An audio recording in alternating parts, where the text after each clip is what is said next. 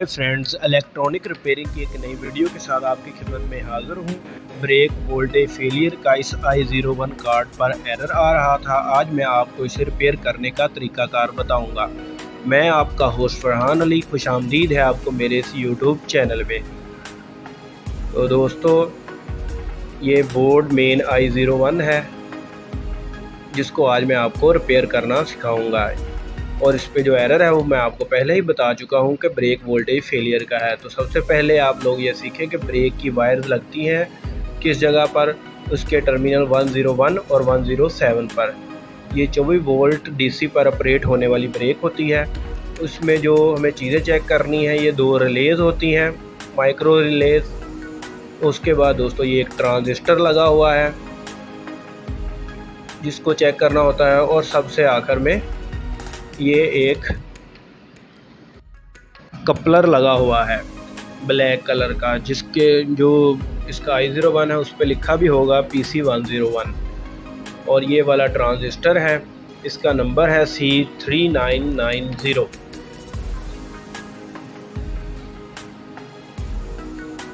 तो चलिए दोस्तों, अब सबसे पहले हम इसका जो ट्रांजिस्टर है C3990 इसको चेक करने का तरीकाकार सीखते हैं। ये मेरे पास एक नया ट्रांजिस्टर मौजूद है। मल्टीमीटर की मदद से मैं आपको इसको चेक करने का तरीकाकार बताऊंगा। तो आपने मीटर को डायोड पे सिलेक्ट कर लेना है और दोनों प्रॉब्स, ये जो इसके ऊपर नंबर लिखा हुआ है C3990, ये आपका ऊपर की जानिब हो। और फिर आपने इसको इस तरह, ये देखें, रेड एक जानिब और ब्लैक एक जानिब रख कर रीडिंग लेनी है। ये देखिए 0.494 इसकी रीडिंग आ रही है। इसी तरह तीसरे टर्मिनल के साथ 0.522 रीडिंग आ रही है। अब प्रॉब्स की साइड को चेंज कर लेते हैं और इस तरफ कोई भी रीडिंग नहीं आनी चाहिए। अगर आपकी कोई रीडिंग आ रही है तो आपका ये ट्रांजिस्टर शॉर्ट हो चुका है, ख़राब हो चुका है और आपको तब्दील करने की ज़रूरत है। तो चलिए, ये जो कार्ड पे ट्रांजिस्टर लगा है इसके तीनों को हम चेक करते हैं। ये देखें, मैं जैसे ही मीटर और प्रॉब्स को इन पॉइंट के साथ अटैच कर रहा हूँ, ये देखें मुझे शार्ट शो कर रहा है, यानी कि जिस भी तरह मैंने इसकी प्रॉब्स को लगाया है उन पे रीडिंग आ रही है। हालांकि हमारी एक जानिब रीडिंग आनी चाहिए और एक जानिब बिल्कुल नहीं आनी चाहिए। मेरे चैनल का नाम टेक्सटाइल मशीनरी लवर्स है, तो दोस्तों इसे सब्सक्राइब करना मत भूलिए। तो चलिए, अब इस ट्रांजिस्टर को हम सोल्डरिंग आयरन और शक्कर की मदद से बाहर निकाल लेते हैं। क्योंकि दोस्तों, कभी कभार इस तरह भी हो जाता है कि सर्किट में लगे होने की वजह से हमें जो रीडिंग है वो ठीक तरह से पता नहीं चलती है। तो चलिए, इसको हम इस पीसीबी से अलग कर लेते हैं और अलग करने के बाद एक मरतबा फिर से मैं आपको चेक करके दिखाऊंगा कि इसमें और जो हमारा नया ट्रांजिस्टर है उसकी रीडिंग में क्या फ़र्क है। तो आपको, ताकि अच्छी तरह से पता चल सके कि आपने इसको मल्टीमीटर की मदद से किस तरह से चेक करना है। तो दोस्तों, अच्छी तरह से डीसोल्डिंग करने के बाद ये देखिए ऊपर इसके साथ एक स्क्रू लगा हुआ है जिसकी मदद से ये हीट सिंक के साथ अटैच है। हीट सिंक का जो पर्पज़ है, जो मकसद है, वो तो आप लोग जानते ही होंगे कि वो किसी भी कंपोनेंट को ज़्यादा या ओवर हीट होने से बचाता है, उसको कूल रखता है या कूल रखने में मदद देता है। तो इस तरह से आपने इस ट्रांजिस्टर को बाहर निकाल लेना है। ये ट्रांजिस्टर का नंबर फिर देख लें, C3990। तो चलिए, अब नए वाला और जो हमने कार्ड से निकाला है इन दोनों को एक साथ रखते हैं और मीटर की जो लीड्स हैं, प्रॉब्स हैं, उनकी मदद से हम इसको चेक करते हैं। ये देखें, रेड वाली और ब्लैक वाली लेफ़्ट जानब मैंने लगाई है और लगा के आप देखें मीटर पे जो रीडिंग है वो 0.00, यानी कि ये देखें शार्ट शो कर रहा है। लेकिन सही वाले पे 0.497 और 0.525। जैसे ही मैं प्रॉब चेंज करता हूँ, ये देखें, ये इधर भी इसी तरह शार्ट शो कर रहा है और उस पर कोई रीडिंग नहीं आ रही, जो हमारा ओके है, यानी कि नया है। तो दोस्तों, ये जो ट्रांजिस्टर है इसकी प्रॉब्स, इसको आपने चेक करने के लिए मीटर की जो प्रॉब्स हैं, एक मरतबा जो रेड वाली है वो आपने पहले एक साइड पे रखनी है और दूसरी मरतबा फिर ब्लैक वाली एक साइड पे रखनी है। तो चलिए, इस ट्रांजिस्टर को अब इस कार्ड में जो इंसर्ट करते हैं हम दोस्तों, इसको लगाते वक्त आपने ये जो इसके ऊपर लिखा हुआ है C3990, इसको आपने बाहर की जानिब रखना है, ये प्रिंटिंग वाला हिस्सा। और ये इसका फिर स्क्रू आपने पहले लगा लेना है, सोल्डरिंग बाद में करनी है। ऐसा ना हो कि आप सोल्डरिंग पहले कर लें और बाद में ये जो स्क्रू है वो उसमें एडजस्ट ना हो।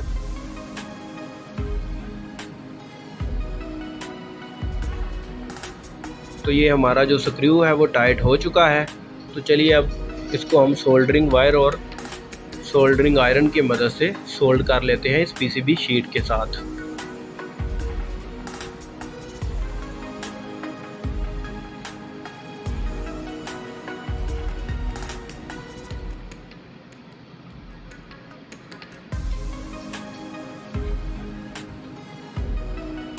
इस तरह से आपने अच्छे तरीके के साथ इसकी जो तीनों पिन्स हैं उनको सोल्डरिंग कर लेनी है। और ये जो इजाफी पिन्स हैं इसको आपने कटर की मदद से काट लेना है ताकि ये बॉडी के साथ लगकर शॉर्ट सर्किट का बायस ना बन जाए।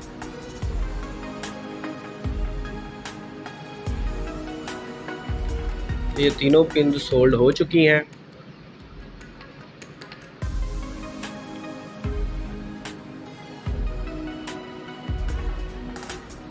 ये हमारे मावन फैज़ साहब हैं जो इस काम में हमारी मदद कर रहे हैं। तो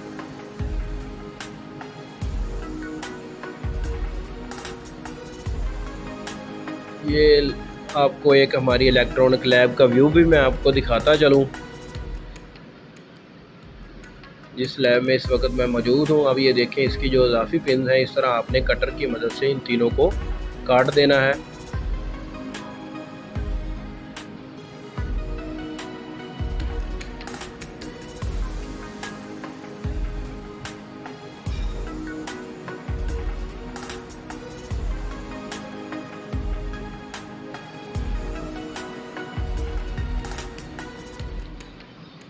उसके बाद हम इसकी पेट्रोल या सीटीसी जो भी आपके पास मौजूद है उसके साथ अच्छी तरह से आपने क्लीनिंग कर लेनी है ताकि कोई भी सोल्डरिंग या कोई काटा हुआ पीस जो है वो पीसीबी शीट के ऊपर मौजूद ना हो जो कि शॉर्ट सर्किट का बायस बन सके। तो आपने सफाई का ख़ास ख्याल रखना है। तो दोस्तों इसका नेक्स्ट स्टेप जो है वो अब कपलर है। ये देखिए PC101 और इसका मैं आपको नंबर भी दिखाता जाऊं कि इस कपलर का नंबर क्या है। NEC 2501 वैसे इसका नंबर है। मैं आपको जूम करके दिखाता हूं, ये NEC 2501। तो अब हम इस कपलर को निकालेंगे और निकालने के बाद इसकी जगह पर नया कपलर लगाएंगे। दोस्तों अगर ये हमारी दोनों चीज़ें ठीक हों उसके बाद हम इसकी जो माइक्रो रिलेज मैंने आपको शुरू में वीडियो के शुरू में दिखाई थी उसको भी आपने फिर निकाल के चेक कर लेना है। हो सकता है उसका कोई नॉर्मली ओपन या नॉर्मली क्लोज पॉइंट जो है वो ठीक से काम ना कर रहा हो और उस वजह से भी ये फॉल्ट आ जाता है। तो चलिए अब हम इसको शक्कर सोल्डर की मदद से और सोल्डरिंग आयरन की मदद से जो इसकी पेस्ट जो है इसकी सोल्डरिंग की हुई है उसको और पीसीबी शीट को हम अलग कर लेंगे ताकि ये कपलर बाहर आ जाए और इसकी जगह पर अब हम नया कपलर लगा देंगे। दोस्तों आपने जल्दबाजी से काम नहीं लेना है, इंतहाई एहतियात के साथ, क्योंकि ये बहुत ही नाजुक जो टर्मिनल होते हैं, क्योंकि ऐसा ना हो आप जल्दी करें और जो वहाँ पर जो एक होल एक पिन सी बनी होती है जिसके साथ ये पिनें हम सोल्डिंग करते हैं वो ख़राब हो जाए और बाद में आपको इसका प्रिंट नहीं मिलेगा और इससे आपका जो I01 कार्ड है वो बिल्कुल बेकार भी हो सकता है। तो चलिए इसको हमने डीसोल्ड कर दिया है। अब इस कपलर को जो अब हम बाहर निकाल लेंगे। दोस्तों ये जो कपलर हमने बाहर निकाला है इसको लगाने के लिए भी एक ख़ास पैटर्न है, वो भी मैं आपको बताता चलूँ जिस चीज़ का आपने ध्यान करना है। ये देखें जिस जगह पर ये कपलर लगा हुआ है वहाँ पर आपको ये एक वाइट डॉट नज़र आएगा। ये जो वाइट डॉट है ये हमें बताता है कि हमने कपलर की किस साइड को इस डॉट की जानब रखना है। ये देखिए वाइट कलर का डॉट और इसी तरह कपलर पर भी ये डॉट मौजूद है। ये दोनों डॉट आपने एक ही समत में रखने हैं जब भी आपने कपलर को लगाना है, क्योंकि ये 4 पिन का कपलर है तो शायद वैसे आपको अंदाज़ा ना हो कि आपने किस जानब ये लगाना है। तो चलिए ये मेरे पास NEC 2501 नए कपलर मौजूद हैं, इसको हम निकालते हैं और निकाल कर उसकी जगह पर इंस्टॉल करेंगे। तो दोस्तों जो इलेक्ट्रिकल और इलेक्ट्रॉनिक के जो कंपोनेंट है, क्योंकि ये DC सप्लाई पे इस्तेमाल होते हैं इलेक्ट्रॉनिक के ज़्यादा, तो इसलिए इनमें जो है ना मुख्तलिफ नशानात होते हैं। ये नंबर इसका भी देख ले जो अब हम लगाने लगे हैं NEC 2501। तो इनकी सम्मत का हमेशा आपने ख्याल रखना होता है इन कंपोनेंट्स को लगाने से पहले।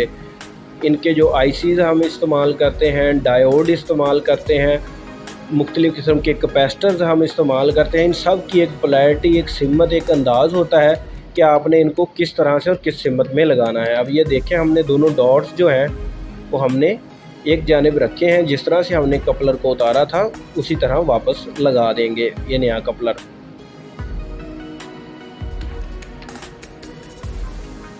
ये देखिए, इसके जो दोनों डॉट्स हैं वो एक ही सिमत में हैं, ये वाला भी और कार्ड वाला भी।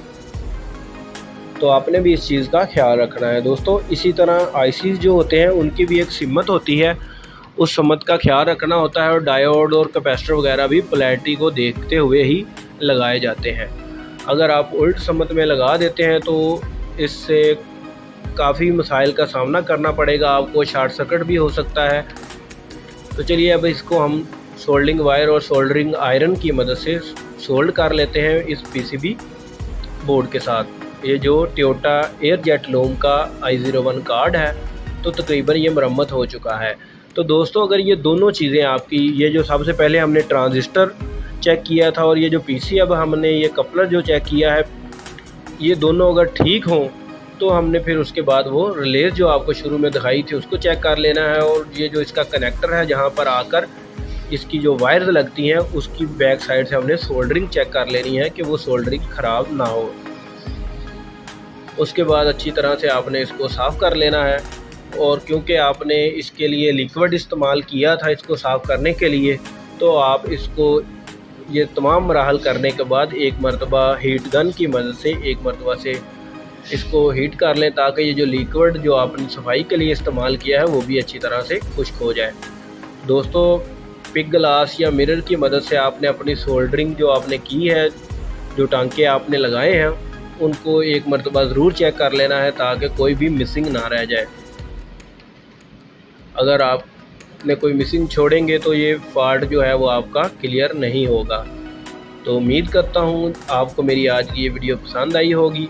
ये देखिए, हमने हीट गन को ऑन कर लिया है और इसकी मदद से उस लिक्विड को जो हमने सफाई के लिए इस्तेमाल किया था खुश्क कर लेंगे। तो मेरे चैनल को सब्सक्राइब करना मत भूलिए, मुझे दुआओं में याद रखिए। मुझे इजाज़त दीजिए। अल्लाह।